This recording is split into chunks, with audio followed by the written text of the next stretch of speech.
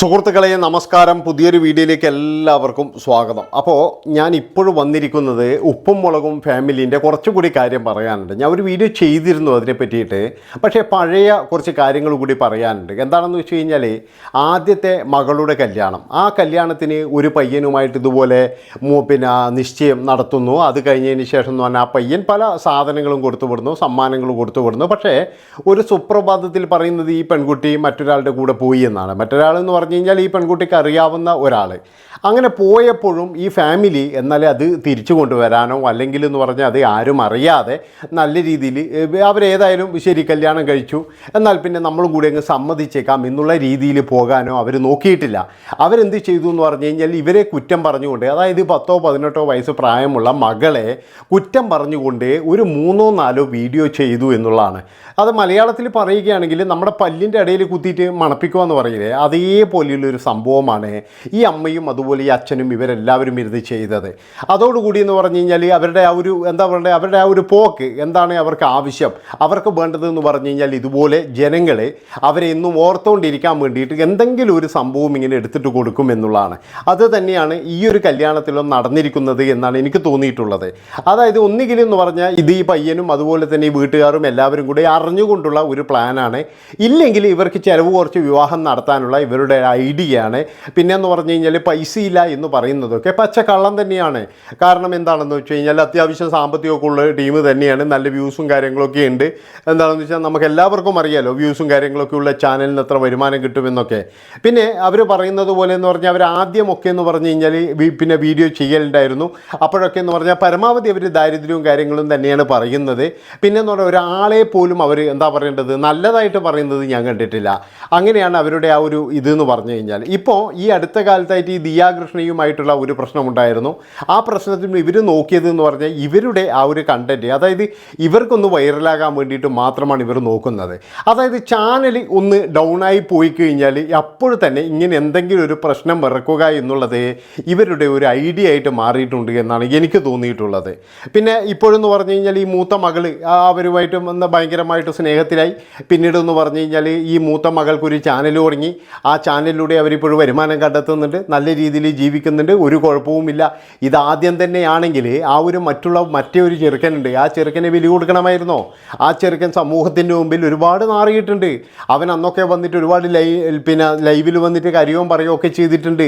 അവനോട് ആദ്യം തന്നെ പറഞ്ഞാൽ മതിയായിരുന്നു. എൻഗേജ് നടത്തുമ്പോഴെങ്കിലും അവർക്ക് പറയാമായിരുന്നു, അതായത് ഈ കല്യാണം നടക്കില്ല കേട്ടോ, നമുക്കിത് ഇഷ്ടമല്ല എന്ന് പറയാമായിരുന്നു. ഇല്ലെങ്കിൽ പെൺകുട്ടിക്ക് പറയാമായിരുന്നു. ഇതൊന്നും പറയാതെ എല്ലാ ഇതും എടുത്ത് അവർ ഈ ചെറുക്കം കൊടുക്കുന്ന ഇതൊക്കെ വാങ്ങിച്ചു വച്ചതിന് ശേഷമാണ് ഈ പെൺകുട്ടി മറ്റൊരുത്തിൻ്റെ കൂടെ ഇറങ്ങി പോകുന്നത് എന്നുള്ളതാണ്. പിന്നെ അത് കഴിഞ്ഞ് ഇങ്ങോട്ടെന്ന് പറഞ്ഞു കഴിഞ്ഞാൽ ഈ പെൺകുട്ടിയെ പറ്റിയിട്ട് വളരെ മോശമായ പല കാര്യങ്ങളും പറഞ്ഞ് തന്തയും തള്ളയും തന്നെയാണ്. അതായത് ഈ പെൺകുട്ടി എവിടെയോ പോയപ്പോൾ അവിടെ ഇവനുണ്ടായിരുന്നു, അതുപോലെ ഹോട്ടലിൻ്റെ അടുക്കുന്ന ഞാനൊരു കൈ കണ്ടു എന്നൊക്കെ പറഞ്ഞിട്ട് സ്വന്തം മകളെ തന്നെയാണ് പിന്നീട് ഇവർ നാറ്റിക്കാൻ നോക്കിയത്. അത് നാറ്റിക്കാനൊന്നുമല്ല, അതോട് കൂടിയിട്ട് എന്ന് പറഞ്ഞാൽ ഇവരുടെ ഈ ചാനൽ 100K അടിക്കുകയും ചെയ്തു. അതുമാത്രവുമല്ല നല്ല രീതിയിലുള്ള വ്യൂസും ഉണ്ടായി. ആ പെൺകുട്ടിയുടെ കല്യാണം നടക്കുമ്പോൾ ഈ ചാനലിൽ എന്ന് പറഞ്ഞാൽ 75,000 സബ്സ്ക്രൈബേഴ്സ് മാത്രമാണുള്ളത്. ഈ ഒരൊറ്റ പ്രശ്നം കൊണ്ടാണ് അവർക്ക് 100 മേലെ, അതായത് 100K സബ്സ്ക്രൈബർ വന്നത് എന്നുള്ളതാണ്. അതോട് കൂടിയിട്ട് അവരെ ശുക്രനും തെളിഞ്ഞിരുന്നു. അവർക്കും സാമാന്യം നല്ല വ്യൂസും കാര്യങ്ങളൊക്കെ കിട്ടി.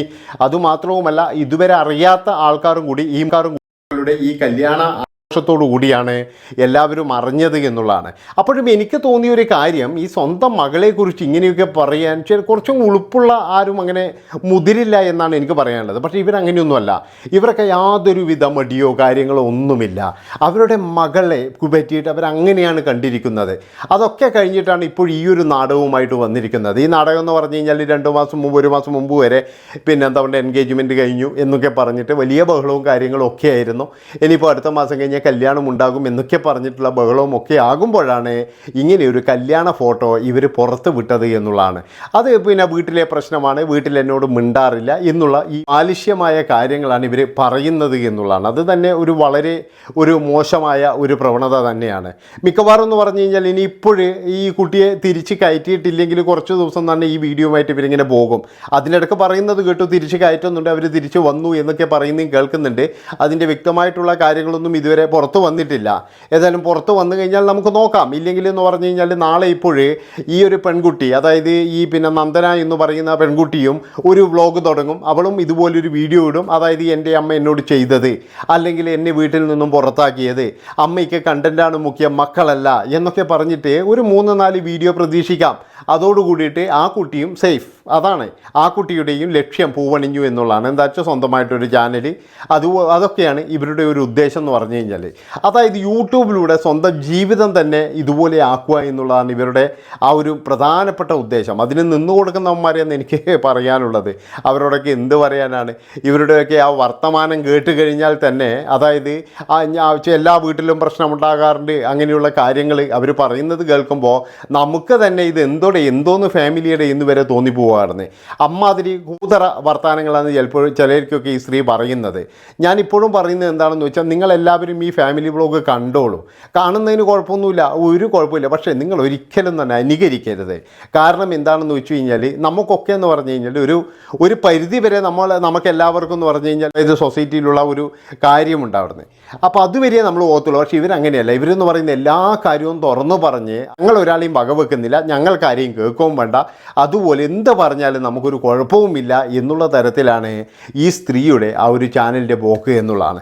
നമുക്കതിനെക്കൊണ്ട് കുഴപ്പമൊന്നുമില്ല. ഇവരതിനെക്കൊണ്ട് വരുമാനം കണ്ടെത്തുന്നു, ജീവിക്കുന്നു എന്നുള്ളതാണ്. പക്ഷേ ഇവർ സമൂഹത്തിന് എന്തെങ്കിലും മെസ്സേജ് കൊടുക്കുന്നുണ്ടോ എന്ന് ചോദിച്ചു കഴിഞ്ഞാൽ ഒരു തേങ്ങാക്കൊലിയും കൊടുക്കുന്നില്ല. അതുകൊണ്ടാണ് ഞാൻ പറയുന്നത്, ഈ ചാനൽ കണ്ടോളൂ. പക്ഷേ എല്ലാവരും ഇതുപോലെയാണെന്ന് കരുതിയിട്ട് നിങ്ങളിത് അഭിനയിക്കാൻ നിൽക്കരുത്. പല യൂട്യൂബ് ചാനലും അങ്ങനെയാണ്. പല ഫാമിലി വ്ളോഗേഴ്സ് എന്ന് പറഞ്ഞു കഴിഞ്ഞാൽ ഇല്ല, ഇങ്ങനെയുള്ള എന്തെങ്കിലും ഒരു കാര്യങ്ങൾ പൊക്കിക്കൊണ്ടുവരും.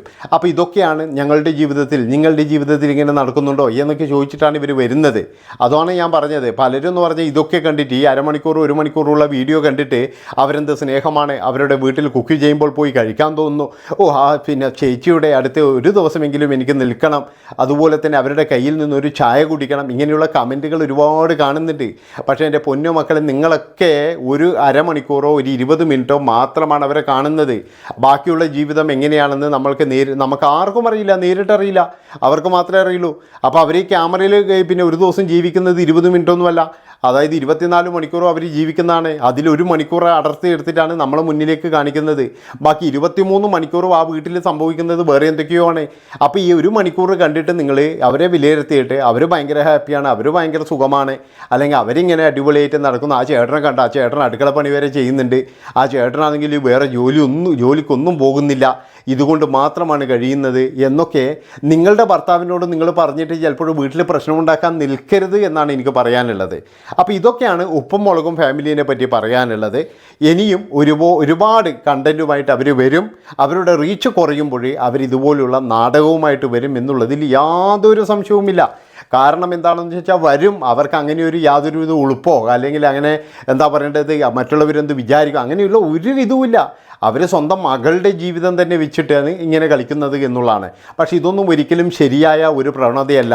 കാരണം ഈ കുട്ടിയുടെ ഇപ്പോൾ ഭർത്താവിൻ്റെ വീട്ടുകാരെന്ന് പറഞ്ഞാൽ ചിലപ്പോൾ വേറൊരു ടൈപ്പുള്ളതായിരിക്കും, ആദ്യത്തേതുപോലെ ആയിരിക്കില്ല. അവരൊക്കെ എന്ന് പറഞ്ഞാൽ വേറെ ടൈപ്പ് ആകുമ്പോൾ ഈ കുട്ടിയുടെ വില തന്നെയാണ് അവിടെ പോകുന്നത്, അല്ലാതെ മറ്റാരുടെയുമല്ല. അത് ഈ അമ്മ ചിന്തിക്കാതിരുന്നത് എന്തുകൊണ്ടാണെന്ന് നമുക്കറിയില്ല. ഏതായാലും ഇത്രയും പറഞ്ഞുകൊണ്ട് ഈ ഒരു വീഡിയോ ഇവിടെ വെച്ച് വൈൻഡപ്പ് ചെയ്യാണ്. ഇഷ്ടപ്പെട്ട് കഴിഞ്ഞാൽ ഒന്നും നോക്കണ്ട, ഒരു ലൈക്ക്, ഒരു കമൻറ്റ്. നന്ദി, നമസ്കാരം.